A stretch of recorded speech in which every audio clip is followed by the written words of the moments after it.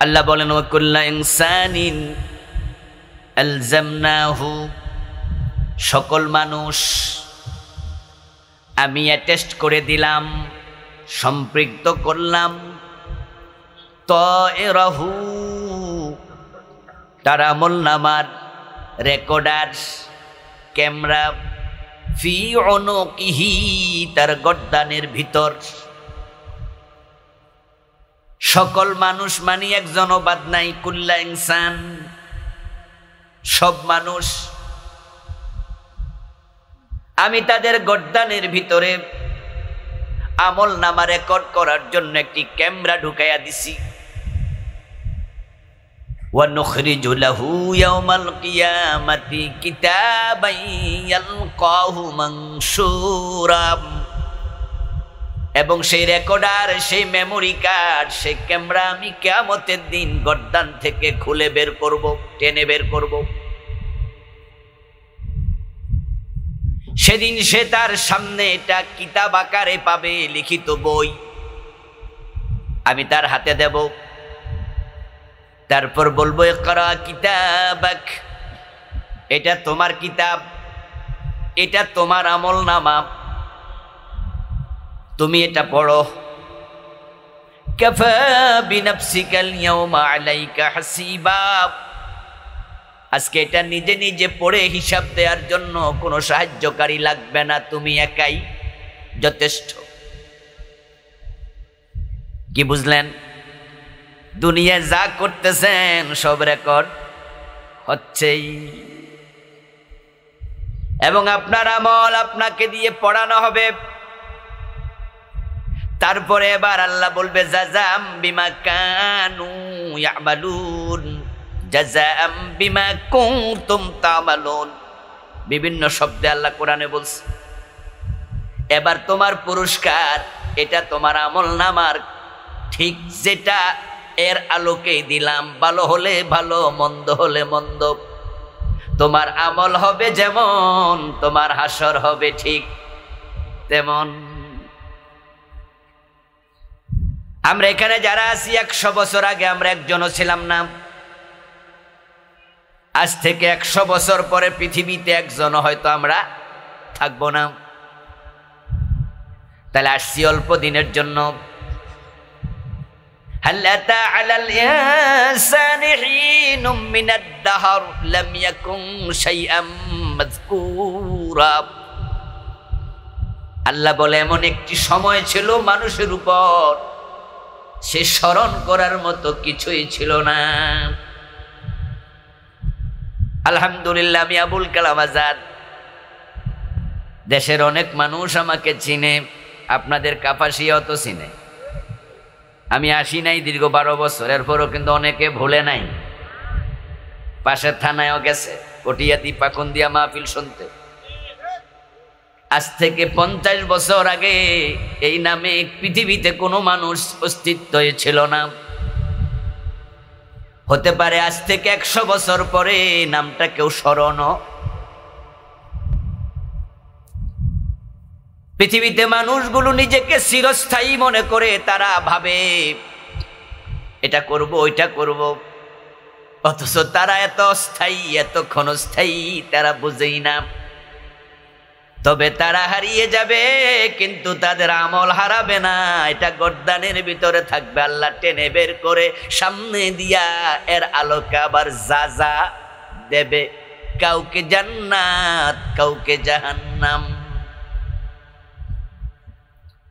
এসেছিলাম, থাকি নাই, কিন্তু চলে যাওয়া নয়, যাইতে পারবেন না। মাটির মাঝে আপনাকে পুঁতে রাখা হবে। মিনহা খালাকনাকুম ওয়া ফিহা নুঈদুকুম ওয়া মিনহা নুখরিজুকুম তারাতান উখরা। এই জমিনের মাঝে ছিলে, মাটি থেকে বানাইছি, আবার তোমার মৃত্যুর পর মাটির মাঝে মিশিয়ে রেখেছি। প্রিয় নবীজি বলেন, মাটি মানুষের দেহের সবটা অঙ্গ খাবে, ইল্লা আজবাযাম, ইল্লা আজবাযাম।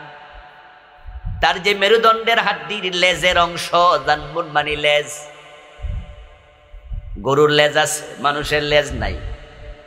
তবে লেজ যেখানে শেষ এখানে শক্ত একটা হাড্ডি আছে, মেরুদণ্ডের নিচে হাত দিয়া দেখবেন এরকম একটা জায়গা আমাদেরও, এটাকে বলা হয় আজ বুঝলাম।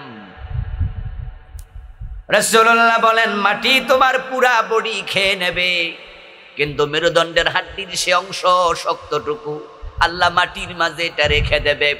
এটা আগুনেও পোড়াতে পারবে না, এটা মাটিও খাইতে পারবে না। আবার সেখান থেকে মিনহা ইউরাক্কাবু, ওই অংশ থেকে তোমাকে আবার বানানো। এই দুনিয়া আমরা এসেছি অল্প দিনের সফর, তবে আমরা বিশ্বাস করি দুনিয়া আমাদের শেষ নয়।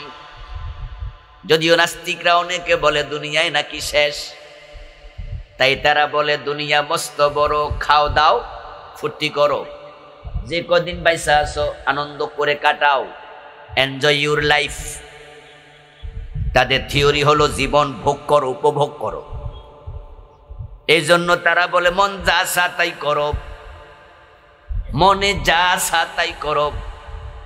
তাই আমেরিকা, ইউরোপ সহ পৃথিবীর অনেকগুলো দেশ যেখানে পাবলিক সেন্টিমেন্ট যেদিকে আইন হয় সেদিকে নীতি নৈতিকতার কোনো ধার তারা ধারবে না।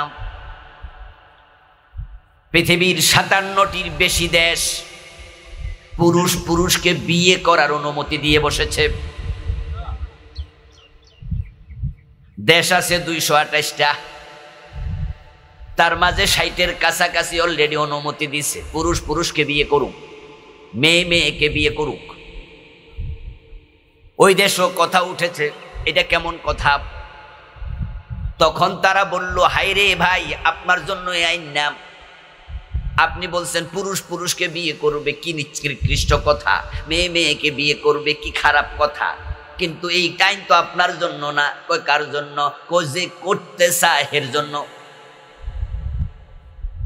কহে কইলি কি হইল নাকি? তখন তারা বলে আরে মিয়া দুনিয়া কয় দিনের, বেডা যদি এইটা কইরা মজা পায় থামাবেন কেন? দুনিয়া মস্ত বড়, খাও দাও ফুর্তি করো।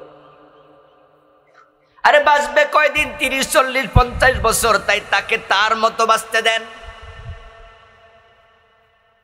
দেখেন লক্ষ্য করে, তারা বলে দুনিয়া এনজয়ের জায়গা, মজা করার জায়গা। তাই আপনারা ইউরোপে গেলে, আমেরিকায় গেলে দেখবেন যে সেখানে বুড়া মহিলা পর্যন্ত হাফ প্যান্ট পরে হাঁটে। নাউজুবিল্লাহি মিন যালিক। রাস্তায় আমি এমন বৃদ্ধ মহিলাকে দেখেছি ছোট্ট পোশাক পরে হাঁটতেছে, যে পোশাকের নাম নেয়া পর্যন্ত মুখে লজ্জা লাগে। স্বামীর সামনেও যে পোশাক নারী পড়তে ইতস্ত করে, ওইটা পরে রাস্তায় হাঁটতেছে। 70 বছরের 80 বছরের বুড়া মহিলা, গায়ের চামড়া বইটা এরকম হয়ে গেছে। চোখ তো আর হাতে নিয়ে হাঁটি নাই, রাস্তার পাশ দিয়ে হেঁটে যায়। আরে কি বুড়ি রে, বুড়ি হাফ প্যান্ট পরা ছোট্ট পোশাক পরে হাঁটতেছে, মানে কি? এর মানে এই না সে সৌন্দর্য দেখাচ্ছে, এর মানে হলো তার মন চাইছে তাই সে পড়েছে। এই 70 বছরের বেড়ি সৌন্দর্য আসেনি দেখাই, গায়ে চামড়া দেখি দাগ পড়ে গেছে, বুড্ডা চুলটুল সব পাকা। আমি তো অবাক, কি রে এই বেড়ি আবার কি দেখায়? তখন মাথায় আসলো আর কিছু দেখায় না, বরং তার মন চাইছে। কুত্তার মাংস খায়, শুকরের মাংস খায়, বিড়ালের মাংস খায়, শুকরের মাংস খায়, সাপের মাংস খায়, রুচিতে চাইছে খাগ্গা। এই জন্য আধুনিক যে গণতন্ত্র আমাদের সামনে, সেটাতে হলো মূল theory majority must be granted. অধিকাংশ মানুষের মন যা চায় সেটাই আইন হয়ে যায়।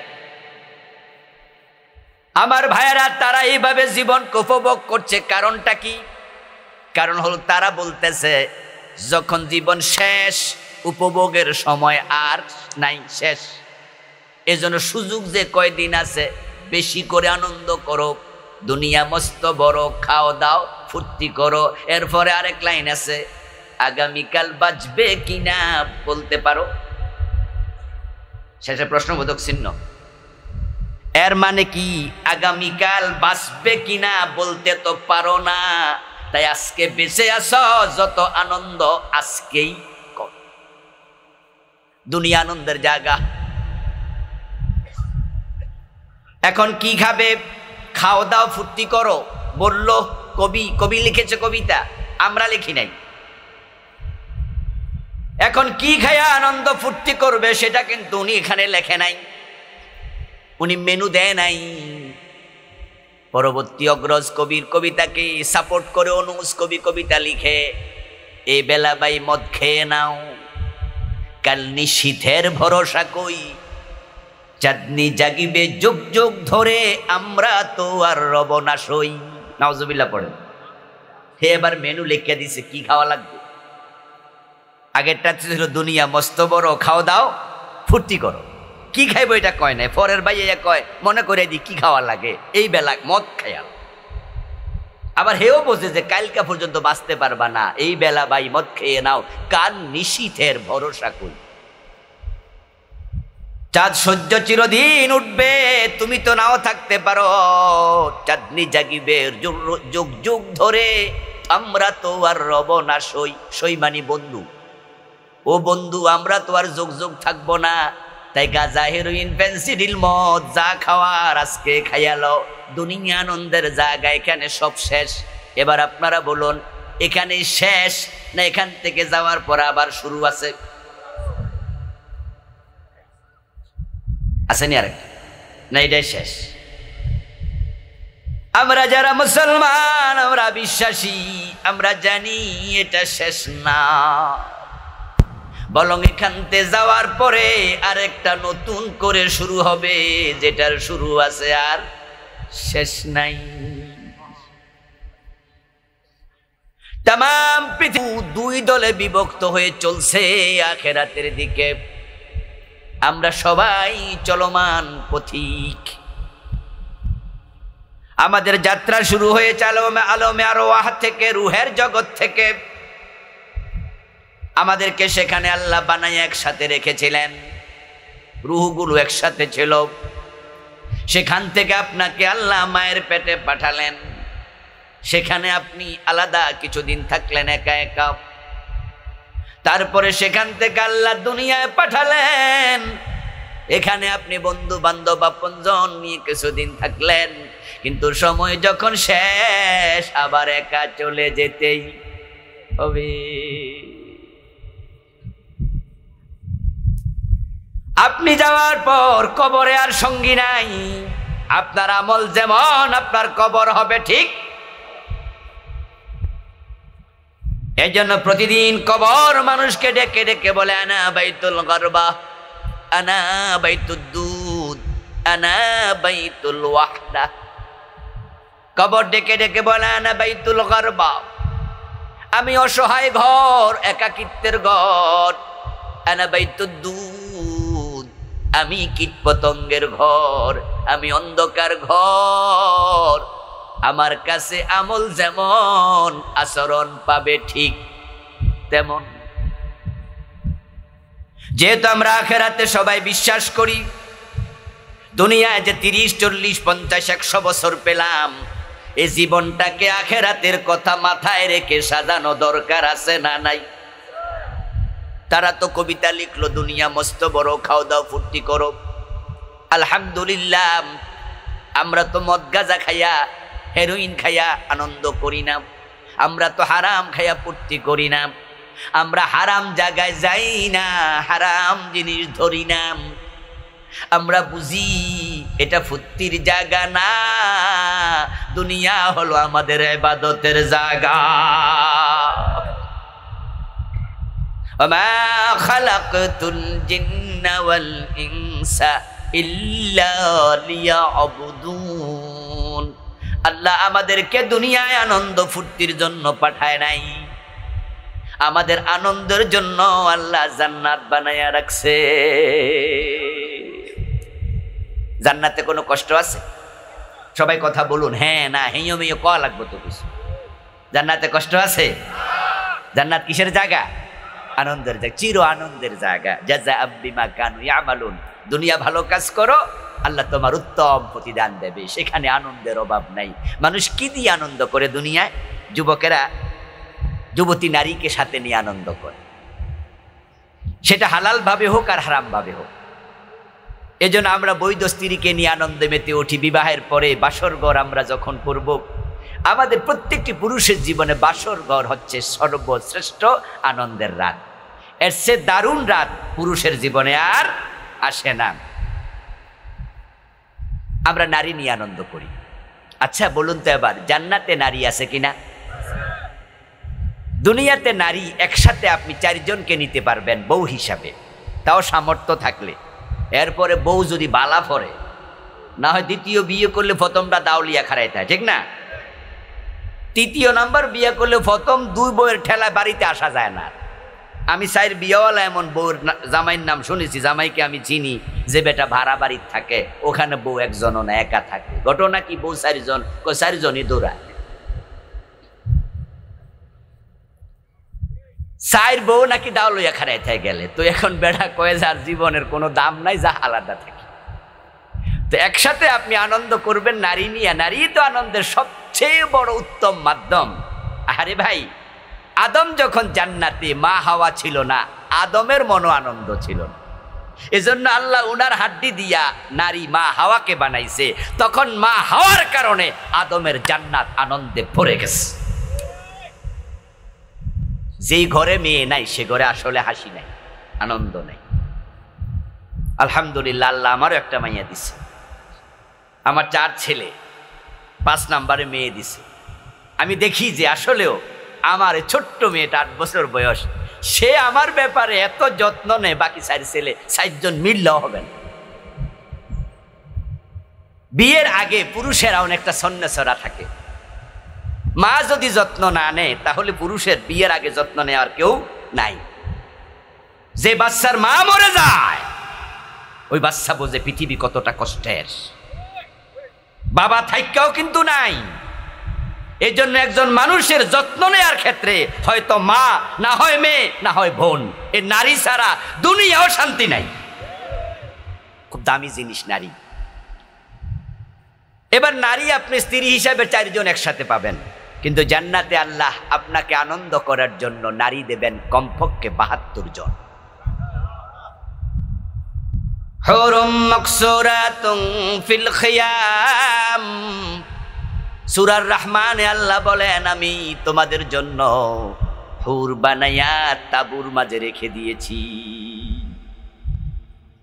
জাওয়াজনাহুম বিহুরিন ঈন। আমি জান্নাতি পুরুষদেরকে আনত নয়না হুরদের সাথে বিয়া পড়ায়া দেব, এবং হুররা এত সুন্দরী হবে, তাদের সৌন্দর্যের কাছে পৃথিবীর সবগুলো নারীর সৌন্দর্য চাঁদের আলো কাছে তারার আলোর মতো আরো কম। নবীজি বলেছেন, এক একটা হুরের গায়ে 70 স্তবক কাপড় থাকবে। 70 স্তবক কাপড়। আমাদের বাজারেও কিন্তু মেয়েদের কিছু পোশাক পাওয়া যায়, যে পোশাকগুলা দেখবেন যে এত মোটা, এক একটা 1.5 কেজি 2 কেজি ওজন। এগুলারে কি কয়, ফরক না জানি কি কয়। এর মাঝে দেখবেন যে 2টা 3টা 4টা আছে, দেখেন নাই? আমাদের কয়টা? আমাদের কিন্তু জামা একটা, এরার এনে একটা এরকম দেখবেন যে এরকম মোটা মোটা দেখা যায়। আল্লাহর নবী বলেন, জান্নাতে 70 স্তবক কাপড় হবে। এত সুন্দরী হুর আল্লাহ বানাইছেন, তাদের পায়ের নলার সৌন্দর্য 70 স্তবক কাপড় ভেদ করে বের হয়ে যাবে। আমার বন্ধু একটা গেল আনন্দ করার জন্য। এবার কি লাগে? বাড়ি ঘর লাগে মানুষের। একটু ভালো থাকার জন্য মানুষ প্রাসাদ বানায়, ঘর বানায়, বাড়ি বানায়। এজন্য পয়সাওয়ালা মানুষদেরকে দেখবেন, তারা 2 কোটি 5 কোটি 10 কোটি 50 কোটি টাকা খরচ করে নিজের প্রাসাদ তৈরি করে একবারে রাজস্থান থেকে পাথর নিয়ে আসে, মার্বেল পাথর দিয়ে টাইলস দিয়া বাড়িঘর বানায়, বানায়া সেখানে নিজের জৌলস জাহের করে। আল্লাহ তাআলা আপনার আমার আনন্দের জন্য জান্নাতে ঘর দেবেন, প্রাসাদ দেবেন। জান্নাতের সবচেয়ে ছোট বিল্ডিংটা হবে 100 তলা উঁচু। ইন্না ফিল জান্নাতি মিআতা দারাজা। জান্নাতে 100 তলা উঁচু থাকবে এক একটা বিল্ডিং। এবং বিল্ডিং গুলো আল্লাহ কি দিয়ে বানাবেন? আনন্দের জায়গা দুনিয়ায় নাম, এখানে ইবাদত করো, আমাদের আনন্দের জন্য জান্নাত রেডি। রাসূলুল্লাহ বলছেন লাবানাতুম মিন যাহাবিন ওয়া লাবানাতুম মিন ফিদ্দা, যে জান্নাত আল্লাহ বানাইছে ওই জান্নাতের একটা ইট হবে রূপার, একটা হবে স্বর্ণের তৈরি। ও বন্ধু, যারা পয়সাওয়ালা মানুষ তারা আনন্দ করার জন্য তাদের বাড়িতে বিভিন্ন রকমের বাগান করে। আমরা গরিব মানুষ নুন আনতে ফান্তা ফুরায়, আমাদের আবার কিসের বাগান। কিন্তু যারা পয়সাওয়ালা, অনেক টাকা আছে, পয়সা আছে এবং মন মানসিকতা বড় আনন্দের উৎফুল্ল, ওই মানুষগুলো আধুনিক মানুষ, সম্পন্ন মানুষ, দেখবেন তাদের বাড়ির ছাদের মাঝেও বাগান বানায়, কত রকমের ফুল গাছ। আপনারা তো গ্রামের মানুষ, অনেকে দেখেন নাই, আবার যারা শহরে যান তারা দেখেছেন। এমন কিছু গাছ আছে যেগুলো অতটুকু বড় হয়, এক একটার দাম 3 লাখ, 5 লাখ, 10 লাখ, আরো বেশিও আছে। বনসাই, যারা নাম শুনছেন তারা বলবেন, শুনেছেন? 2-4 জন শুনছে। অতটুকু গাছ, অতটুকু 10 লাখ টাকা, 15 লাখ টাকা, 12 লাখ টাকা, 8 লাখ টাকা। এমন ফুল গাছ আছে 2 লাখ, 3 লাখ টাকা। শুধু বাড়ি সাজাইছে 2 কোটি, 5 কোটি টাকা দিয়ে, বনসাই গাছ দিয়ে মজা করছে, ফুর্তি করছে। আমার রাসূল বলে, শোনো, পুত্তির জন্য দুনিয়ায় নাম। তোমার আল্লাহ এমন জান্নাত বানাইছে, মা ফিল জান্নাতি মিন শাজারাতিন ইল্লা ওয়াসাকুহা মিন যাহাবিন। জান্নাতের মাঝে আল্লাহ গাছ বানাইছে লক্ষ লক্ষ কোটি কোটি, প্রতিটা গাছ আল্লাহ স্বর্ণ দিয়ে বানাইছে। না, জান্নাতে মনে যাওয়ার শখ টক নাই লোকের, তো সুবহানাল্লাহ এত দূরে হইল কেন? একটু জোরে বলা দরকার না সুবহানাল্লাহ? যিনি এগুলা বানাইছে তাকে ধন্যবাদ দেওয়া দরকার আছে না নাই? এ জান্নাত আপনার জন্য আমার জন্য প্রস্তুত, আল্লাহ বানাবে তা না, অলরেডি বানাইছে। এখন যারা দুনিয়ায় পায়া পাগল, তারা মজা করছে, আনন্দ করছে, হালাল বোঝে না, হারাম বোঝে না।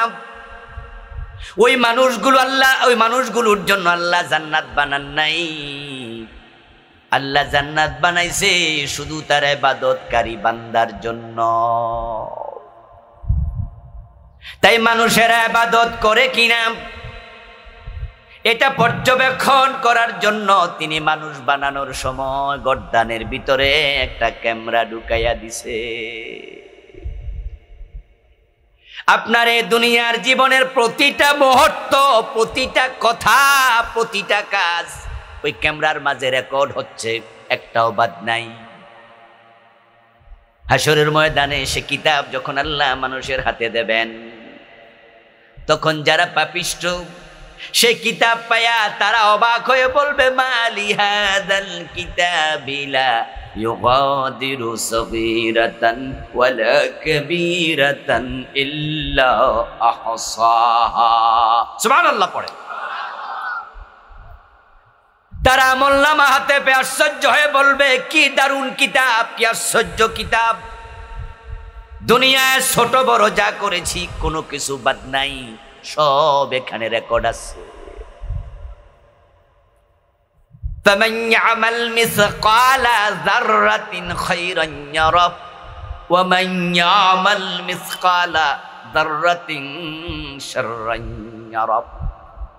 তুমি যদি যাররা পরিমাণ ভালো করো সেটাও রেকর্ড হয়, যাররা পরিমাণ খারাপ কাজ করো সেটাও রেকর্ড হয়। যাররা শব্দের অর্থ হলো অণু। অণু হলো এমন জিনিস, আজ থেকে 1450 বছর আগে এই যাররা শব্দটা আল্লাহ কোরআনে প্রয়োগ করলেন, অথচ অণু নামে কোন জিনিস আছে এটা আজ থেকে 300 বছর আগের লোকেরা জানতই না। কোরআনে 1450 বছর আগে আল্লাহ অণু শব্দ বলেছে। অণু হলো এমন বস্তু যেটা খালি চোখে দেখা যায় না, এটা দেখার জন্য আলাদা যন্ত্র লাগে যেটার নাম হলো মাইক্রোস্কোপ।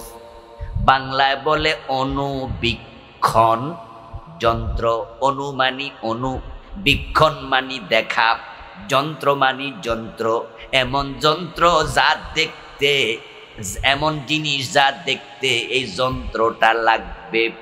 এখন অনুর চেয়ে ছোট যেটা, এটার নাম হলো পরমাণু। পরমাণুর চেয়ে ছোট যেটা, এটার নাম হলো ইলেকট্রন। ইলেকট্রনের চেয়ে যেটা ছোট, ওইটার নাম প্রোটন। আরো ছোট হতে থাকবে। আল্লাহ এমন ক্যামেরা গর্দানে বসাইছে, ওই পরিমাণ আমল করো, ওইটাও রেকর্ড হবে। কিচ্ছু বাদ নাই, প্রতিটা কথা রেকর্ড হয়। বন্ধু বন্ধুর কানে কানে কথা বলছে, কানের কাছে মুখ নিয়া ফিস ফিস করে বলে যেন অন্য কেউ না শোনে। গুরুত্বপূর্ণ কথা, এটা লিক আউট হলে সমস্যা, তাই আস্তে করে বলে, দোস্ত শোনে নাই, না শুনে বলে কি কস বুঝি না, আর একটু জোরে বল। আর বন্ধু বলল, না রে, দেয়ালেরও কান আছে, এর চেয়ে জোরে কমু না, পরে কমু, যা। এমন হয় না? এখন আর কমু না, যা যা পরে। আল্লাহ কোরআনে বলছেন, মা ইয়ালফাযু মিন কাওলিন ইল্লা লাদাইহি রাকীবুন আতীদ। যে শব্দ তোমার দুই ঠোঁটের মাঝখান দিয়ে বেরিয়ে গেল, দুনিয়ার কেউ যদি নাও শোনে, গর্দানের রেকর্ডারে রেকর্ড হয়ে গেছে।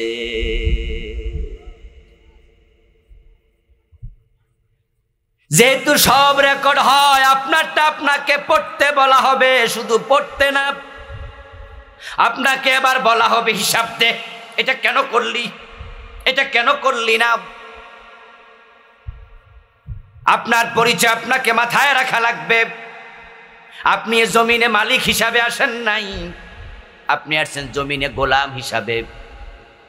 আর যে গোলাম হয়, তাকে মালিকের কাছে কাজের জবাব দিতেই হয়।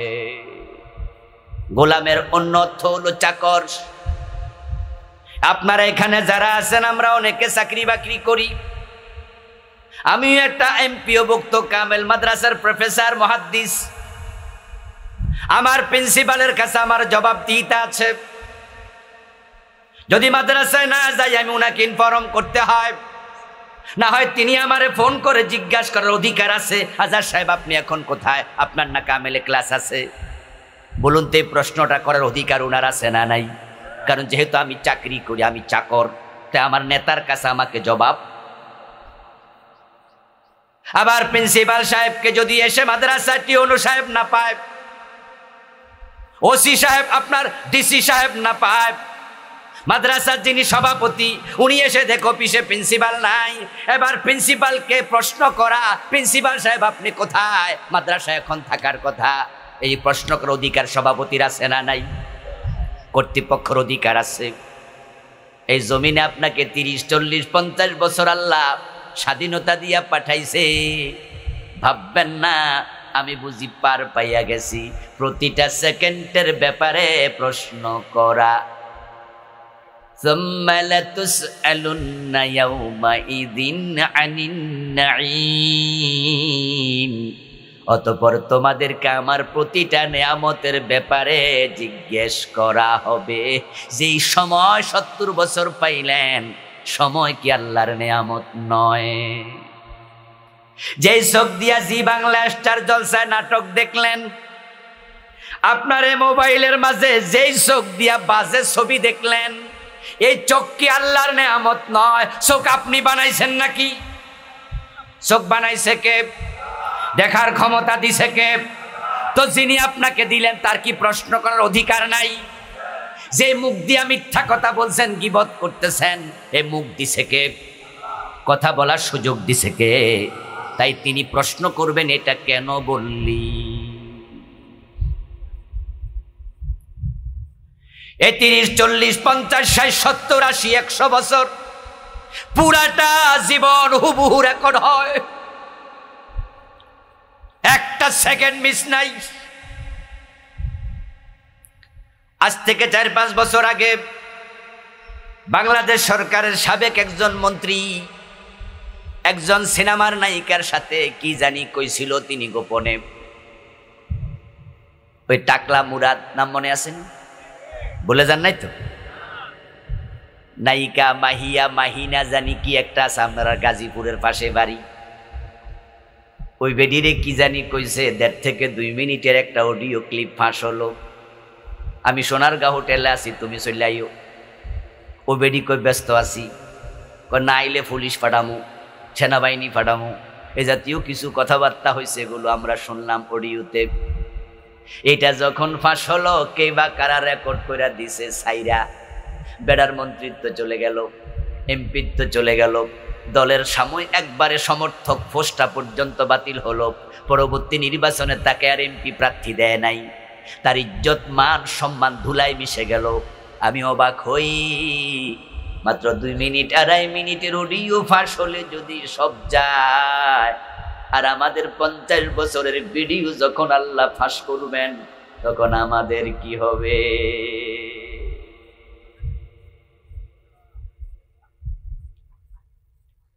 ইকরা কিতাবাক, তোমার আমলনামা পড়ো। আমলনামা দেখে সেদিন বলবে আল্লাহি রাব্বিনা মা কুন্না মুশরিকিন। আল্লাহ, আমার আমলনামায় তো শিরিক, আমি তো শিরিক করি নাই।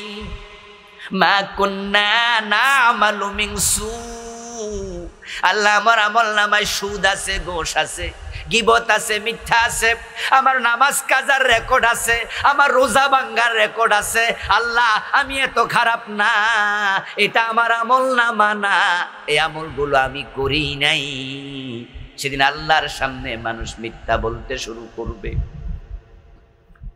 কারণ তারা জানে যে আমলনামা হাতে দিছে, এটা পড়লে উপায় নাই, উপায় নাই। তাই মুশরিক বলবে শিরিক করি নাই, মিথ্যুক বলবে মিথ্যা বলি নাই।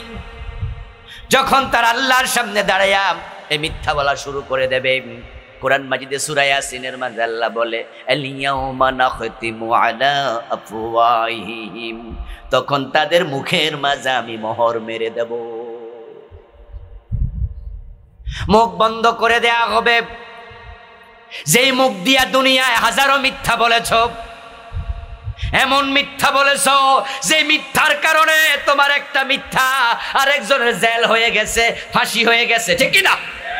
মিথ্যা সাক্ষী দিয়া ফাঁসি দিছে, এমন ঘটনা বাংলাদেশে ঘটে নাই? এই গত 15 বছরে কত বড় বড় নেতাদেরকে, সালাউদ্দিন কাদের চৌধুরীকে ফাঁসি দিয়েছে, মাওলানা নিজামী রাহিমাহুল্লাহ, আব্দুল কাদের মোল্লা, আলী হাসান মুজাহিদ, কত বড় বড় এই 2 জন লোক মন্ত্রী ছিলেন 5 বছর। নিজামী এবং মুজাহিদ 5 বছরে একটা টাকার দুর্নীতি করেন নাই। ফখরুদ্দিন মঈনুদ্দিন সরকার ক্ষমতায় আসলো, অ্যারেস্ট করলো কত নেতা। এই 2 জনের ব্যাপারে তারা মাইক্রোস্কোপ দিয়ে, টেলিস্কোপ দিয়ে, টর্চ লাইট দিয়ে, যা দিয়ে সব দিয়ে যাচাই করছে, তাদের মন্ত্রণালয়ে 1 পয়সার দুর্নীতি পায় নাই। লোকগুলা কি সৎ না অসৎ? যেই দেশে ফিয়ন কেরানি পর্যন্ত বাড়িওয়ালা হয়ে যায়, 100 কোটি টাকার মালিক হয়। আমাদের সাবেক প্রধানমন্ত্রী বলেছেন উনার বাড়ির ফিয়ন কত টাকার মালিক? 400 কোটি টাকার মালিক। আপনাদের গাজীপুরের হাউন আঙ্কেল আছেন একজন, কি কইব না, না নিজের গায়ে পড়ে তো, ওই বেড়া নাকি কয়েক হাজার কোটি টাকার মালিক, একটা এসপি। তারপরে পুলিশের ছিল আইজিপি বেনজির, কোনো নজির টজির আর নাই, এক ফিজ বাংলাদেশে, ও নাকি 10,000 কোটি টাকার মালিক হয়েছে। আমার প্রিয় ভাইয়েরা, একজন পুলিশের এসপি যদি 1000 কোটি টাকার মালিক হয়, কনস্টেবল 100 কোটি টাকার মালিক হয়, পিয়ন 400 কোটি টাকার মালিক হয়, এই 2 মন্ত্রী 5 বছর মন্ত্রী ছিলেন, 1 টাকা দুর্নীতি করে নাই। বুঝতে হবে তাদের কলিজায় আল্লাহর ভয় ছিল, তারা আল্লাহকে ভয়। তোমার কাছে তারা খারাপ, আল্লাহর কাছে তারা ভালো মানুষ। তোমাদের মিথ্যা সাক্ষীতে তারা ফাঁসিতে ঝুলেছে, তোমার মুখের প্রতিটা কথা রেকর্ড হবে, তোমাকে বলা হবে পড়ো, তোমাকে বলা হবে বলো, কেন বলেছ? আল্লাহর সামনে যেহেতু পুরা জীবনের হিসাব দিতেই হবে, এবার বলুন তো, জীবনে চলতে গিয়ে বলতে গিয়ে সাবধান হওয়া দরকার আছে না নাই? যদি আপনি সাবধান হন, হিসাব করে চলেন, তাহলে আখিরাতে হিসাব দেয়া হবে সহজ। আর এখানে যদি বেহিসাবি চলেন, আখিরাতে হিসাব দেয়া সহজ হবে না। হাসরের ময়দানে কিছু মানুষ ডান হাতে আমলনামা পাবে। যারাই ডান হাতে আমলনামা পাবে তারাই বিনা হিসাবে জান্নাত পাবে। সুবহানাল্লাহ পড়েন। ফাম্মা মান উতিয়া কিতাবাহু বিয়ামিনি ফাসাউফা ইউহাসাবু হিসাবান ইয়াসীরা ওয়া ইয়ানকালিবু ইলা আহলিহি মাসরুরা। আল্লাহ কোরআনে বলেন, অতঃপর যে মানুষগুলোর ডান হাতে আমলনামা দেয়া হলো, ওই মানুষগুলোর হিসাব আমি আল্লাহ অতি সহজে নেব, অতি সহজে। এই আয়াত নাজিল হওয়ার পরে নবী মুহাম্মদ সাল্লাল্লাহু আলাইহি ওয়াসাল্লাম উনি আল্লাহর কাছে একটা দোয়া করতে শুরু করলেন, যে দোয়াটা এর আগে তিনি করতেন না, জানতেন না। এই আয়াত নাজিল হওয়ার পরে প্রিয় নবীজি দোয়া করেন, আল্লাহুম্মা হাসিবনি হিসাবান ইয়াসীরা।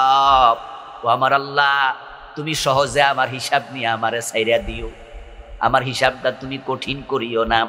একদিন রাসূলুল্লাহ নামাজের সিজদার মাঝে দোয়া পড়লেন। মা আয়েশা রাসূলের পাশে ঘুমায় আছে, তিনি সজাগ ঘুম, তন্দ্রাচ্ছন্ন দুই মাঝামাঝি। শুনতে পাচ্ছেন স্বামী সিজদায় গিয়ে বলছে, আল্লাহুম্মা হাসিবনি হিসাবান ইয়াসীরা। নামাজ শেষে মা আয়েশা বলেন, আমি রাসূলুল্লাহকে প্রশ্ন করলাম, হুজুর আপনাকে নামাজের মাঝে দোয়া করতে শুনলাম, কিন্তু আমার জানতে মন চায় আমার হিসাবুল ইয়াসীর, সহজ হিসাব আবার কি জিনিস, এটা কেমন?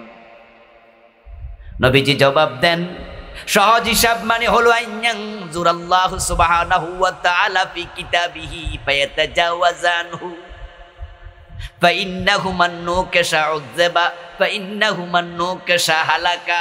সহজ হিসাব মানে হলো আল্লাহ ডান হাতে আমলনামা দেবে, আমলনামা দিয়া ওই যে রেকর্ডার গর্দানে আছে টান দিয়া খুলবে, বই বানায়া হাতে দেবে। হাতে দেওয়ার পরে শুধু এক নজর তাকাইয়া বলবে, খোলা লাগবে না, পড়া লাগবে না, যা তোকে জান্নাত দিয়ে দিলাম। ফাইন্নাহু মান নুকিশা হালাকা। আর যাকে বলবে পড়, তার উপায় নাই। যাকে পড়তে বলবে উযযবা, সে জাহান্নামী হয়ে যাবে। এখন যারা ডান হাতে আমলনামা পাবে, আল্লাহ বলবে যাও যাও জান্নাত, হিসাব লাগবে না। ফায়ানকালিবু ইলা আহলিহি মাসরুরা। ওই আল্লাহর বান্দা লাপাতে থাকবে আনন্দে, লাপাইতে লাপাইতে হাসরের ময়দানে বাবারে খুঁজবে, মারে খুঁজবে, বাইরে খুঁজবে, বোনেরে খুঁজবে, বউরে খুঁজবে, সন্তানরে খুঁজবে। এর আগে পালাইতো, আর এখন খোঁজে বেড়ায়। আনন্দের সাথে আপনজনের কাছে দৌড়াইয়া বলবে, হাবু মুকরাউ কিতাবিয়া, আমার আমলনামা পড়ো পড়ো, দেখো দেখো দেখো আমার আমলনামাটা দেখো। লোকজনকে দেখাবে, লোকজন বলবে, ও মিয়া, একই ঘরে ছিলাম, এক বাড়িতে ছিলাম, একই স্কুলে পড়েছি, একই মসজিদে নামাজ পড়ছি, একই বাজারে খরচা খাইছি, তুমি এত ভালো আমলনামা কেমনে পাইয়া গেলা গে, সেটা বলো। এক মাহফিল ওয়াজ শুনছি, এই যে বসে আছেন একসাথে, হয়তো আপনার পাশের জন ডান হাতে আমলনামা পেয়ে গেছে, আপনার তার খবর নাই। এ প্রশ্ন করার পরে সে জবাব যেটা দেবে, সে জবাবটাও আল্লাহ কোরআনে বলছে। এই জবাবটা ভালো করে সবাই রপ্ত করবেন। জবাবটা হলো, সে বলবে, ইন্নী যানানতু আন্নী মুলাকিন হিসাবিয়া। আমার আমলনামা ডান হাতে পাওয়ার কারণ, আমি দুনিয়ায় যত কাজ করেছি, যত কথা বলেছি, আখিরাতে হিসাব দিতে হবে, এটা মাথায় রেখে করেছি। আমি জানতাম যে আমার প্রতিটা কথার হিসাব দিতে হবে, আমি জানতাম যে আমার প্রতিটা কাজের হিসাব দিতে হবে। আমার প্রিয় ভাইয়েরা, যেই মার্কেটে, যেই অফিসে, যে দোকানে সিসি ক্যামেরা লাগানো আছে, যদি আপনি দেখেন দোকানে ঢোকার পরে সিসি ক্যামেরা দেখা যায়, আর দোকানে দরজার মাঝেও লেখা আছে সিসি ক্যামেরা চালু আছে। আচ্ছা, ওই দোকানে কি চোর চুরি করতে একটু সাবধান হইব না?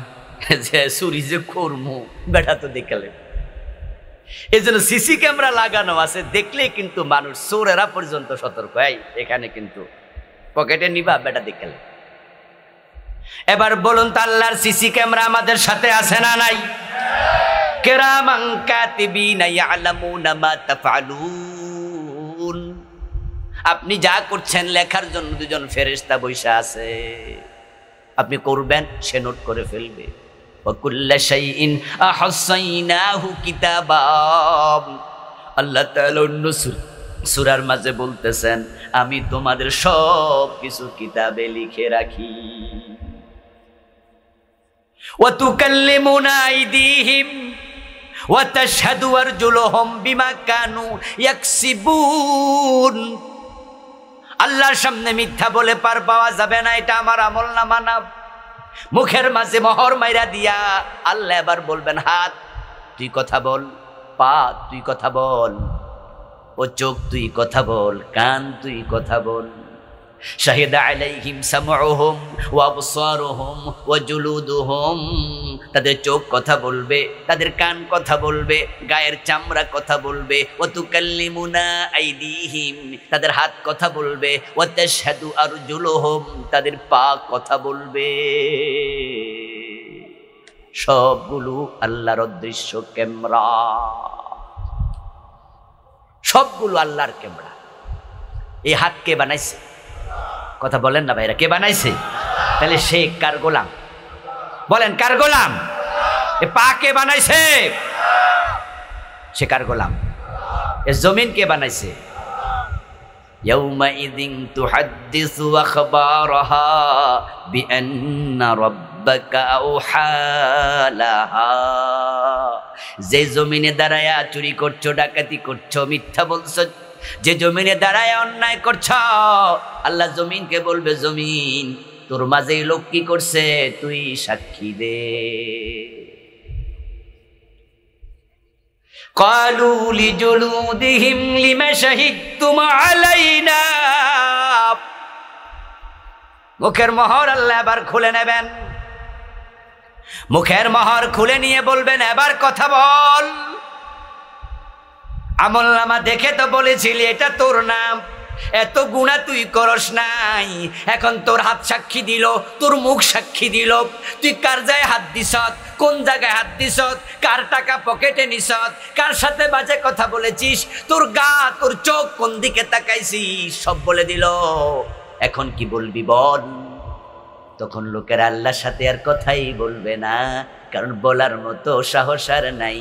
তখন নিজের দেহের সাথে কথা বলবে, নিজের চামড়াকে বলবে, চামড়া আমার বিরুদ্ধে কেন সাক্ষী দিলি? ক্বালু আনতাকানাল্লাহুল্লাযী আনতাকা কুল্লা শাই। এবার চামড়া জবাবে বলবে, ও মিয়া তুমি চুপ থাকো, দুনিয়ায় তুমি বলেছিলে আমরা শুনেছি, আজকে কথা বলার ক্ষমতা আমাদেরকে দিয়েছে কে? কিছুই লুকাবো না, গোপন রাখবো না, সব বলে দেব। আজকের মাহফিলের সম্মানিত প্রধান অতিথি মহতারাম রিয়াজুল হান্নান ভাই আমাদের মাঝে এসেছেন, আমরা তাকে স্বাগত জানাচ্ছি। ইনশাআল্লাহ আমার আলোচনা শেষ হলে ভাই কিছু কথা বলবেন, তারপরে আমরা একসাথে যাব ইনশাআল্লাহ। আমার প্রিয় ভাইরা, বলছিলাম যে এই দুনিয়াতে আমরা যা করছি সব রেকর্ড হচ্ছে। এই জন্য ওই মানুষগুলো আল্লাহর কাছে হিসাব সহজে দিতে পারবে যারা দুনিয়ায় নিজেরা হিসাব করে চলেছে। ফারুক আজম ওমর রাদিয়াল্লাহু তাআলা আনহু বলতেন, হাসিবু ক্বাবলা আন তুহাসাবু ওয়াজিনু আনফুসাকুম ক্বাবলা আন তুজানু। হযরত ওমর বলতেন যে আল্লাহর কাছে হিসাব দেওয়ার আগে নিজের হিসাব নিজে করো। ওমর বলতেন যে আল্লাহর কাছে আমলের ওজন দেয়া হবে, আমলের ওজন দেওয়ার আগে আল্লাহর কাছে নিজের আমলের ওজন নিজে করো। প্রিয় ভাইরা, আমরা দুনিয়াতে এসেছিলাম আল্লাহর গোলাম হিসাবে। বসেন মুরব্বী, যে ওনাকে বসাই দেব। চাচা বসে যান, সময় নষ্ট হচ্ছে, বসে যান। বলছিলাম যে আমরা আল্লাহর গোলামি করতে এসেছি। একটা সময় আসবে যখন দুনিয়ার মানুষগুলো নফসের গোলাম হয়ে যাবে, তারা আল্লাহর গোলামি ভুলে নিজের মন মতো তারা চলতে শুরু করবে। আল্লাহ পাক রব্বুল আলামিন যখন এই দৃশ্য দেখবেন যে পৃথিবীতে তার গোলাম আর নাই, তখন তিনি এই পৃথিবীটাকে আর রাখবেন না, চূড়ান্তভাবে এটাকে ডিস্ট্রয় করে দেবেন, ধ্বংস করে দেবেন, যেটাকে আমরা বলি কিয়ামত। এই পৃথিবীতে এমন একটা সময় আসবে যখন আল্লাহ বলার মতো একজন লোক থাকবে না। এই ফ্যানটা আমার বরাবর দাও। নবীজি মুহাম্মদ সাল্লাল্লাহু আলাইহি ওয়াসাল্লাম বলছেন, লা তাকুমুস সাআতু আলা আহাদিন ইয়াকুলু আল্লাহ আল্লাহ। আল্লাহ আল্লাহ বলার মতো একজন ব্যক্তি থাকতে কিয়ামত হবে না। আপনাদের কাছে আমি জিজ্ঞাসা করি, বলুন তো কিয়ামত হবে কিনা? কোনো সন্দেহ আছে? তাহলে এই হাদিস দ্বারা বোঝা যায়, অপোজিটে গেলে আমরা হাদিসের বিপরীতে গেলে যেটা বুঝবো, ইমানওয়ালা একজন থাকলে কিয়ামত হবে না, তার অপোজিটে বোঝা যায় কিয়ামত যেদিন হবে ইমানওয়ালা একজনও আর থাকবে না। মানুষগুলো বেঈমান হয়ে যাবে, তারা নফসের গোলাম হয়ে যাবে, আল্লাহর কথা তারা ভুলতে বসবে, মন মতো চলবে। যখন মানুষ মন মতো চলতে শুরু করবে, পৃথিবী নাই, এক সেকেন্ডের ভিতর আল্লাহ কার জমিন সব ধ্বংস করে দেবেন। ওয়ামা আমরুস সাআতি ইল্লা কালামহিল বাসার আও হুয়া আকরাব। আল্লাহ কোরআন মাজিদে বলেন যে আকার জমিন তোমরা দেখছো, আমি চোখের পলক পড়তে যতটুকু সময় লাগে এর চেয়ে কম সময়ে সবটাকে এক আছাড় মেরে শেষ করে দেব।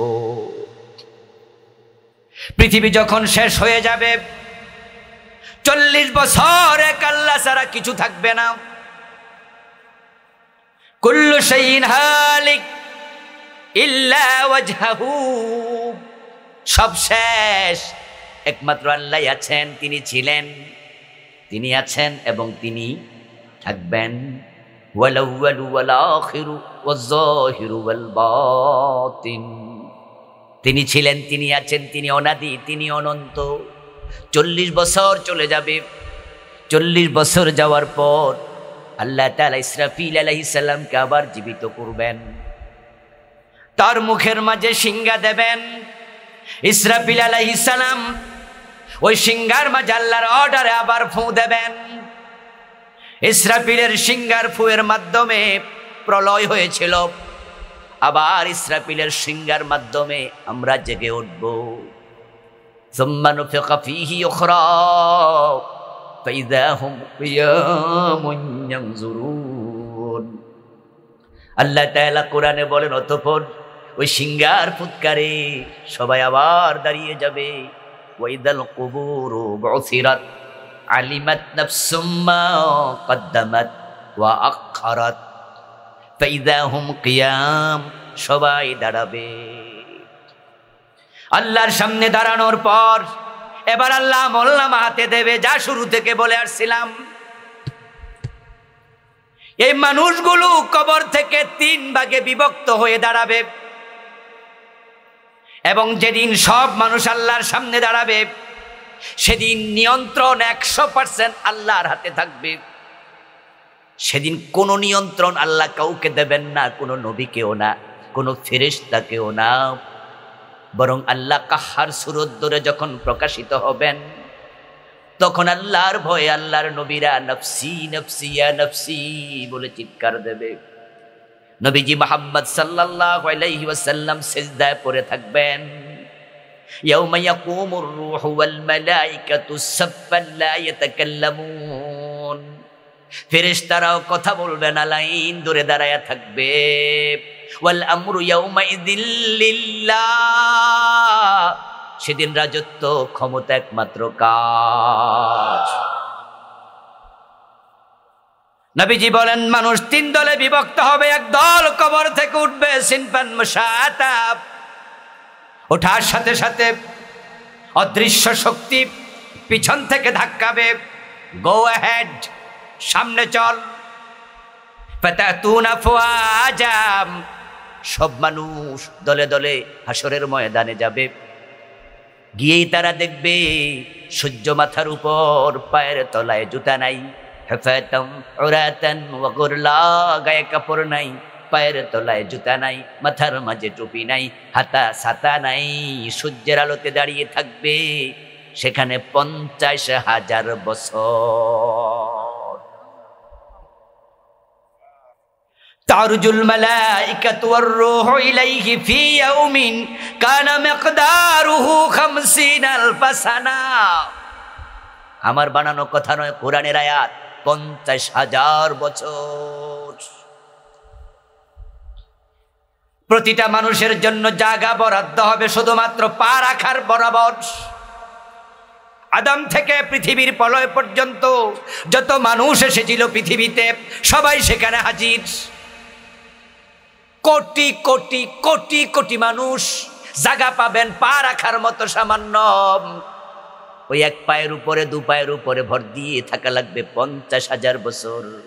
সূর্যের তাপ যখন চালু হয়ে যাবে, ফায়াকুনুন নাসু আলা কদরি আমালিহিম ফিল আরাক। সহিহ মুসলিমের হাদিস, প্রিয় নবীজি বলেন, যার আমল যেমন তার হাসরের ময়দান হবে তেমন। গা থেকে ঘাম বের হতে হতে কারো টাকনু গিরা ডুবে যাবে, তারপরে ঘাম বন্ধ, কারণ তার গুনাহ কম। কারো কারো হাঁটু পর্যন্ত ডুবে যাবে, গুনাহ বেশি। কারো কারো মাজা পর্যন্ত ঘাম এসে যাবে, গুনাহ আরো বেশি। ওমিনহুম মাইয়ুলজিমুল আরাকু ইলজামা, কারো কারো ঘাম তার মাথা পার হয়ে যাবে, সে বেশি গুনাহগার। সুতরাং কে কেমনে চলবেন হিসাব করে চলিয়েন। আপনার আমল আপনার হাসর সমান হবে। এখানে যা করবেন সেখানে তা হবে।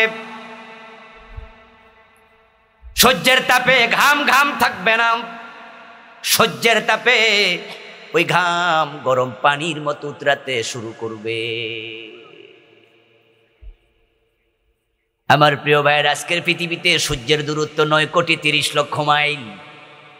সূর্য ওখান থেকে তাপ দিলে পৃথিবীতে আলো আসতে সময় লাগে 8 মিনিট 19 সেকেন্ড। তারপরে আমরা তাপ পাই মাত্র, এখন চলছে 26 ডিগ্রি সেলসিয়াস। আজকে এই যে 25-26 ডিগ্রি চলছে, গরমকাল আসলে সেটা 30, 35, 39, 40-এ যায়। আর যখন 40 ক্রস হয় তখন পুকুরের পানি পর্যন্ত গরম হয়ে যায়। এত দূর থেকে পুকুরের পানি সূর্য গরম করে, কারণ সূর্যের ভিতরে তাপমাত্রা এত বেশি, 1,40,00,000 ডিগ্রি সেলসিয়াস। ওখান থেকে তাপ দিয়া দুনিয়ার পানি গরম করে। আর হাসরের ময়দানে সূর্য থাকবে মাত্র 1 বিঘত উপরে। ওই মাথার উপর থেকে সূর্য তাপ দিয়া পুরাটা হাসরের ময়দানের ঘাম উত্তপ্ত গরম পানি বানায় ফেলবে। আমলনামা হাতে আসবে না। অনেক পরে 50,000 বছর খাড়াই থাকো, গুনাহ কেন করেছ, এখনো বিচারই হয় নাই, বিচারের আগে সোজা করে ফেলবে। আমাদের দেশে যখন কোনো আসামিরে ধরে, পুলিশ আসামি ধরার পরে থানায় নেয়, থানায় নেয়ার পরে গারদে রাখে। থানার মাঝে গারদ আছে না? জেলখানার চেয়ে বালা না খারাপ? যারা গেছে হেরা টের পায়, জেল বালা, গারদ খারাপ। তারপরে এবার নেয় থানা, আপনার থানা থেকে নিয়ে যায় কোর্টে। কোর্টে নেয়ার পরে কোর্টের মাঝে আবার সব আসামি এক জায়গায় রাখে। মামলার শুনানি এখন শুরু হবে। হাজতে আপনার জেলে এখনো আদালতে নেয় নাই। এর আগে আছে এমন গরম, এমন কষ্ট, কেউ বিড়ি টানে, কেউ এরকম, কেউ ওরকম, কারো গায়ে দুর্গন্ধ, কষ্টের পর কষ্ট। তারপরে এবার যাবেন আপনি এজলাসে, তারপরে সেখান থেকে আপনাকে পাঠাবে জেলখানায়। জেলখানা যাওয়ার পরে রাতের বেলা আবার ফাইলিং সিস্টেম, আবার কষ্ট, তারপরে জেলে রাখবে। বিচার কিন্তু এখনো চলমান। বিচার হইতে হইতে 2 বছর, 3 বছর, 5 বছর পরে রায় হয়। তারপরে জেল হবে না খালাস পাবেন সেটা পরে। আগে যেটা হইলো 6 বছর পরে খালাস পাইলো, আগেরটা ফ্রি। হাসরের ময়দানে আমল নামা হাতে দিয়ে আল্লাহ কাউকে কাউকে ছাড়বেন, কিন্তু আমল নামা দেওয়ার আগে 50,000 বছর, ওইটার অবস্থা কি? এ হলো একদল। ওয়াসিনফান রুকবানাম, আরেক দল বড় সৌভাগ্যবান মানুষ, তারা হাসরের ময়দানে যখন কবর থেকে উঠবে ঢোকা লাগবে না, হাসরের ময়দানে যাওয়া লাগবে না। তারা কবর থেকে উঠে দেখবে কবরের পাশে জান্নাতের গাড়ি নিয়ে ফেরেশতা দাঁড়ায় আছে। কবর থেকে ওঠার সাথে সাথে ফুলের পাপড়ি ছিটে আসবে, ফুল দিয়ে বরণ করবে, আহলান সাহলান মারহাবান, ওয়েলকাম, মোস্ট ওয়েলকাম ইউ। আপনাকে আনন্দের সাথে বরণ করবে, জান্নাতের গাড়ি আল্লাহ পাঠিয়ে দেবে, ফেরেশতারা আপনাকে সালাম দিয়ে বরণ করে ওই গাড়িতে তুলে বসাবে, তারপর গাড়িটা নিয়ে ডাইরেক্ট আল্লাহর আরশের নিচে চলে যাবে। সাবআতুন ইউযিল্লুহুমুল্লাহু ফি যিল্লিহি ইয়াওমা লা যিল্লা ইল্লা যিল্লু। হাদিসে পাওয়া যায় 7 গ্রুপ মানুষ আছে যাদেরকে আল্লাহ তাআলা আরশে আজিমের নিচে জায়গা দেবেন। এই বইটা আমি লিখেছি পরকালের উপরে। আমার লেখা মোট 8টা বই আছে, তার মাঝে ওহীর আয়নায় পরকাল, 500-র উপরে হাদিস আমি আখিরাত নিয়ে এটাতে এনেছি। এই বই লিখতে গিয়ে গত বছর লিখেছি এটা, আমি আরেকটি হাদিস পেলাম যেখানে 7 না আরেকটা যোগ হলো, রাসূল বলেছেন 8 গ্রুপ মানুষ আরশে আজিমের নিচে জায়গা পাবে। এই বই লেখার আগে আমি এটা জানতাম না। 7টার হাদিস পড়েছি জীবনে অনেকবার। 8 গ্রুপ মানুষ, তাদেরকে আল্লাহ হাসরের ময়দানে নেবে না। তারা বড় সৌভাগ্যবান। 1 নাম্বার ইমামুন আদেল, ন্যায় বিচারক নেতা। আল্লাহর কাছে ন্যায় বিচারক শাসক, ন্যায় বিচারক নেতা এত সম্মানী। রাসূলুল্লাহ বলছেন আল্লাহ যখন বিচার শুরু করবেন তখন আল্লাহ তার ডান পাশে তাদেরকে মিম্বার বানাইয়া নূরের মিম্বারে বসাইয়া তারপর বিচার শুরু করবেন। ন্যায় বিচারক নেতা হবেন। কিন্তু আমাদের দেশের নেতা, আমাদের দেশের শাসকেরা অনেকে ন্যায় বিচার করতে ব্যর্থ হয়েছে। বিশেষ করে গত 15 বছর আমরা দেখেছি বিনা বিচারে হত্যা করেছে, বিনা দোষে ফাঁসি দিয়েছে, বিনা দোষে লাখ লাখ জেলখানায় ভরে দিয়েছে। মানুষ মাজলুম হয়েছে, তাদের হাতে অসহায় হয়ে গিয়েছে। যদি 5 তারিখ অগাস্ট মাসের বিপ্লবটা না হতো, আমরা কি আজকের মাহফিলে আসতে পারতাম? রিয়াজ ভাই এখানে আসতে পারতাম? আমি আসতে পারতাম? আচ্ছা, উনি তো আসতে পারতো না, উনি নেতা মানুষ, এমপি হবে। উনার বিরোধী দলের লোকেরা ভয় পায় যে উনি যেন এমপি হতে না পারে। আচ্ছা, আমারে বাধা দিল কোন তালে? আমি কি এখানে পারতিও? দেখেন জালেম কারে কয়, যে কোরআনের কথা বলতে দেবে না তারা। আচ্ছা, আজকে যে আমি সেই 1 ঘন্টার উপরে কথা প্রায় বলেই ফেললাম, এখানে আমি কোনো রাজনীতির ওয়াজ করছি? আমি আখিরাত নিয়ে কথা বলি, আরেকদিন রাজনীতি আসলে কিছু বলি, কারণ ইসলামে রাজনীতি নাই। তো যখন বলি সেটা তো কোরআন থেকে বলি, ঠিক কিনা? কিন্তু প্রতিদিনই কি রাজনীতি করি? কোনোদিন নামাজ নিয়ে বলি, কোনোদিন হজ নিয়ে বলি, কোনোদিন এক দিন এক সাবজেক্ট বলি। ইসলামের সব সাবজেক্ট আপনাদের শিখা দরকার নাই? আচ্ছা, আপনারা এখানে যারা মুরব্বী আছেন তারা কি মাদ্রাসায় ভর্তি হইয়া ইসলাম শিখার বয়স আর আছে? আমাদেরকে দাওয়াত তো আপনারা এই জন্যই দেন। আমার সামনে এখানে রিক্সাওয়ালা আছে, দিনমজুর কুলি আছে, ইউনিভার্সিটির শিক্ষক আছে, এখানে বিচারক থাকতে পারে, এখানে রাজনীতিবিদ আছে। আমার সামনে যারা আছে আমি সেই কনসেপ্ট মাথায় রাখি, এমন কথাই আমি বলবো যেটা সবার জন্য উপকার হয়, ঠিক কিনা? আখিরাতে যেন হিসাব দিতে পারেন আপনি। কিন্তু প্রায় 12টা বছর আমারও তার আসতে দিল। আচ্ছা, এটা কি জুলুম না? আমরা কি শাসকদের থেকে অন্যায় চাই? এই জন্য আল্লাহ ভালোবাসেন ন্যায় বিচারক শাসক, আল্লাহর কাছে বড় প্রিয়। এজন্য আপনারা যে যেখানে বিচারের সুযোগ পাবেন কোনোদিন অন্যায় বিচার করবেন না, বরং মা মিন ওয়ালিন ইয়ালি রাইয়াতাম মিনাল মুসলিমিন ওয়া হুয়া আলাইহিম গাশুন ইল্লা হারামাল্লাহু আলাইহিল জান্নাহ। প্রিয় নবীজি বলছেন, শোনো, তুমি যদি নেতা হও, দায়িত্বশীল হও, আর তুমি অধীনস্থের সাথে, যারা তোমার অধীনে আছে, নেতৃত্বে আছে, তাদের সাথে তুমি ধোঁকাবাজি করো, জুলুম করো, আল্লাহ জান্নাত হারাম বানায়া দেয়। এজন্য যারা আমাদের উপর জুলুম করছে ওরা যদি মনে করে যে আমরা বাচ্চা গেছি, সবাই তো আর জেল খাটে নাই।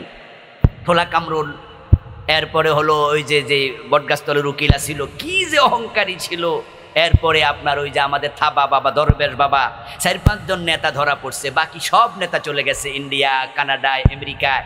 বলতে পারে, ভাবতে পারে যে আমাদের কি, আমরা তো বেঁচে গেছি, আমরা টাকা আছে, পয়সা আছে, আমেরিকাতে থাকবো, বউ বাচ্চা নিয়া, দেশে যাবোই না আর কোনোদিন, আমার কিচ্ছু করতে পারবা না। আমি বলছি দোস্ত, তোমার দুনিয়া শেষ না, আখিরাতে জান্নাত হারাম, সেখানে উপায় কি? দুনিয়াতে সারা পাইলে আখিরাতে তো পাইবা না। একজন মুসলমান কি দুনিয়া নিয়ে বেশি ভাববে না আখিরাত নিয়ে ভাববে? কোনটা হওয়া উচিত তোমার? তুমি ভাবো। আল্লাহ জান্নাত হারাম করলে তোমার তো সব শেষ। তুমি কেন জুলুম করবা? কোন কারণে করবা? আমাদের অভ্যাস খুব খারাপ, শ্বাস পাইলে আমরা জুলুম করি। গরিবের মেয়ে বিয়ে করলে ধনীর ছেলে বউর উপর জুলুম করে, এমন স্বামীও আছে না নাই? বউরও লাড়ি দিয়া ফিডা। আবার কোন লাড়ি জানেননি, যেটা দিয়ে হাল চাষ করে আইছে, গরু ফিরাইছিল সেটা দিয়া ফিডা। মেজাজটা খারাপ আছে তো। গরিব পাইয়া তার গায়ে হাত তুলছো। ধনী হইয়া গরিব প্রতিবেশীর উপর জুলুম করে, এমন প্রতিবেশী আছে না নাই? আমরা চান্স পাইলে জালেম হয়ে যাই। মনে রাখবেন, আপনি জালেম হলে আপনি যেমন, আকাশের মালিক আপনার সাথে আচরণ করবে ঠিক তেমন। আর তিনি যখন ধরেন তখন তার থেকে ছুটাইয়া নেয়ার ক্ষমতা কারো। মোট 8 ধরনের মানুষ তার আরশে আজিমের নিচে চলে যাবে। একটা বললাম, সামনে চলেন, সময় কম। 3 নাম্বার গ্রুপ, ওয়াসিনপান আলা উজুহিহিম, তারা কবর থেকে ওঠার সাথে সাথে তাদের পা চলে যাবে উপরে, মাথা চলে যাবে নিচে। হতভাগ্য মানুষ যাদের পা চাপ থাকবে উপরের দিকে, মাথা থাকবে নিচের দিকে। আমি বলেছি, আপনারা যারা শুনেছেন তারা একটু জবাব দিয়েন তো, হাসরের দিন নিয়ন্ত্রণ কার? অন্য কারো থাকবে? এজন্য সেদিন উল্টায়া দিবে কে? আবার গাড়িতে চড়াইয়া আর সে আজিমের নিচে নেবে কে? আবার উলঙ্গ করে হাঁটাইয়া নেবে কে? আপনার আমল যেমন, আল্লাহর আচরণ হবে ঠিক। আখেরাতে দুনিয়ার কত অখ্যাত হবে বিখ্যাত, দুনিয়ার কত বিখ্যাত আখেরাতে হবে অখ্যাত। হয়তো বড় হুজুর, বড় পীর, বড় বক্তা, বড় খতিব সেদিন ল্যাংটা উল্টে যাবে, কাপড় সুপড় খুলে আল্লাহ মাথা নিচের দিকে দিয়ে দেবে। আবার কত মুসল্লি, কত গরিব মানুষ, বাড়ির দারোয়ান, গাড়ির ড্রাইভার, কিন্তু মুত্তাকি, আল্লাহ তাকে জান্নাতের গাড়িতে চড়ে আরশে আজিমের নিচে নিয়ে যাবে। আমলটা ভালো করেন। আল্লাহ কাদেরকে উল্টাইয়া দেবে? যে মানুষগুলো দুনিয়া কোরআনের উল্টা চলেছে। আল্লাহ বলছে সুদ খাইও না, অথচ সুদে টাকা লাগাইয়া বসে আছে। এমন লোক কি আজকের মাহফিলে 2-4 জন নাই? আপনি কি ঠিক নাকি উল্টা? আল্লাহ বলছে ঘুষ খাইও না, লা তাকুলু আমওয়ালাকুম বাইনাকুম বিল বাতিল, অন্যায় ভাবে মানুষের টাকা আত্মসাৎ করো না, খেও না, অথচ ফাইলে সিগনেচার করে না ঘুষ না দিল। উরি বাবারে বাবা, অফিস আদালতে গেলে দেখা যায় চেয়ারে কোনো মানুষ নাই, অসংখ্য হায়েনা বসে আছে। মানুষের কোনো চরিত্রই নেই অধিকাংশ জায়গায়। পরের হক খাবে, মানুষ জুলুম করবে। মানুষ আল্লাহর আইন তো মানেই না, যারা মানে তাদেরকে সহ্য করে না। তোমার এই মুখ কি আল্লাহ এই জন্য দিছিল? কোরআনের আইন হচ্ছে আলাহুল খালকু ওয়াল আমর, সৃষ্টি যার, আইন চলবে শুধুই তার। তুমি আল্লাহর আইনের পক্ষে কেন ছিলে না? চোর ধরে কেন হাত কাটনি? রাসূল তো বলছে আমার মেয়ে চুরি করলে তার হাত কেটে দেব। জেনা করলে কেন 100 বেত লাগাওনি? মদ পান করেছে মানুষ, 80 বেতের আইন কেন চালু করেনি? ওমর তো তার ছেলেকে রেহাই দেয় নাই। তুমি তো শাসক ছিলে, এই আইনের পক্ষে তুমি কেন ছিলে না? উল্টা কেন চলেছ? এই জন্য আল্লাহ উল্টায়া দেবে। এখন যে মানুষগুলো উল্টে গেল তাদের কি হবে? তারা হাসরের মাঠেও যেতে পারবে না, জান্নাতের প্রশ্নই আসে না। ফায়ুখাযু বিন-নাওয়াসি ওয়াল আকদাম। আল্লাহ তাআলা সূরা রহমানে বলেন, ইউরাফুল মুজরিমুনা বিসীমাহুম, তাদেরকে দেখে বোঝা যাবে তারা পাপিষ্ঠ। ফেরেশতা যাবে, মাথার চুলের অগ্রভাগে ধরবে, পায়ের তলায় ধরবে, ফুটবলের মতো মেরুদণ্ডের হাড্ডি ভেঙে গোল বানাবে। ফালা নুকিমু লাহুম ইয়াওমাল কিয়ামাতি ওয়াজনা। সূরা আল কাহফে আল্লাহ বলে, এই জাতীয় লোকের জন্য আমি সেদিন বিচারের কোনো ব্যবস্থা রাখবো না, দাড়ি পাল্লা দাঁড় করাবো না, ফেরেশতাকে বলবো জাহান্নামে ফেলে দে, তার বিচারের কোনো দরকারই নাই। আসুন আমরা উল্টা না চলি, আমরা কোরআনের পক্ষে চলে আসি, কোরআন পড়ি, কোরআন বুঝি, আল কোরআনের সমাজ গড়ি। আল্লাহ তৌফিক দান করুন, বলি আমিন।